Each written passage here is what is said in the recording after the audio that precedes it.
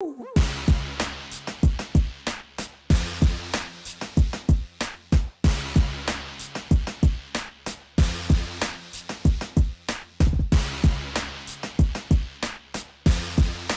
everybody, welcome to the HopCast. Thanks for coming back, everybody. I'm Chmielewski. My name is Ken Hunnemeder. And we're here at the Farmhouse. We are back once again. We never really left, but through the magic of Time internet and podcast. Time drinking thing. But if you saw our last episode, we were focusing on the event that was going on here with Revolution Brewing Company. And so we were kind of going to highlight some of the beers that were poured at that event. So the one thing that jumped out at us is the opportunity to drink their Eugene Porter, which is always a favorite. Yeah. It's one of their first beers that they offer. It's usually on tap at the brewery. More often than not. It's you can usually find their Eugene. And then after that, they made an imperial version of that beer called Hugene with an H. And then from the second runnings of that beer, they created a small beer called Weegene.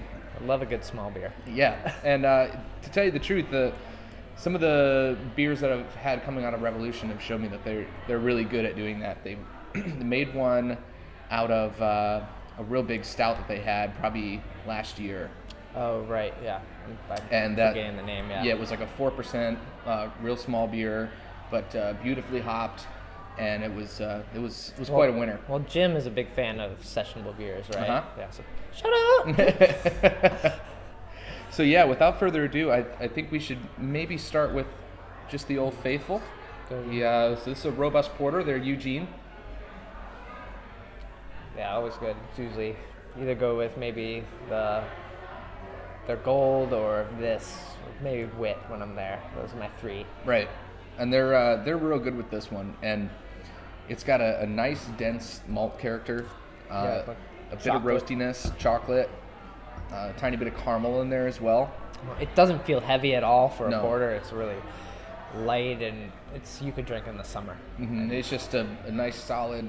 I mean, if you appreciate a good complex malt character, you're really gonna like that beer. And yeah, I'm having a sip. I'm going to go down to the the Weegene. So this one isn't exactly all that small. It's still 4.8%, which gives you an idea. I mean, and what was how Eugene? big that? Eugene is around 6. Okay.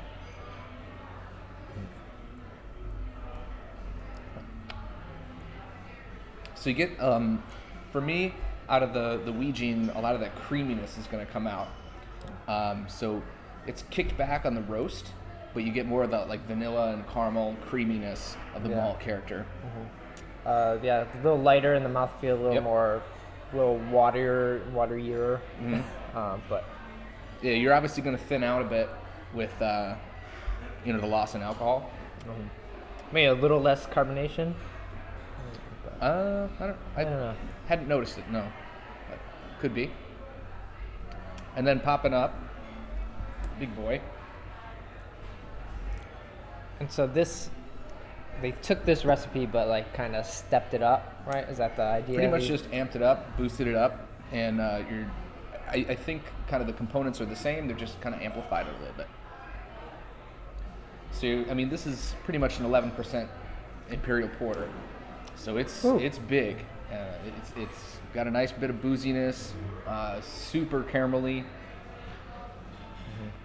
good bit of roast to it. Well, that's roast. You're missing, I guess, maybe I'm missing the chocolate that you get from... Not as chocolate as the Eugene, but it does have quite a bit more hops in it to kind of balance out the fact that that's a big beer. Yeah. I would like to see, I wonder if they've got any aging or they barrel aged any. I'm sure that they did. There, so. They've kicked out some really, really excellent barrel-aged beers recently. Obviously, it takes a little time to get that program up and running, but they've been really good with that stuff over there, so I wouldn't be surprised. Yeah. It's really neat to see this, basically the same recipe. Scaled back or amplified up. Yeah. Right. I think Eugene might be my favorite, though. I think the old standby. Yeah. I might be going with the Weegene. I like the little boy, little guy. But yeah, always pay attention to what's going on up there at Revolution, because they're really pumping out some really good stuff. They're even going to be opening up a production brewery fairly soon. They're already in the works on that one. We so should see bottles at some point, right? probably cans, actually. Cans, oh. Cans. So. And you're starting to see them on tap a lot of places, not just the Right, brewery. they have- Like, look, we're here. Yeah, they have distribution now. I believe they went with Windy City. I could be wrong, but you usually find them out at the Beer Bistro. Shut up. Or different places around town. So. And yeah, and be sure to come down to the Farmhouse. They got a lot going on, a lot of local Midwest craft beers going on. They're over here at Chicago Farm to table food. Chicago and Franklin. Mm-hmm. Right off the train, so you can, no need to drive, just hop off the train and grab a beer. Sounds good, man. Well, cheers. Thanks for watching.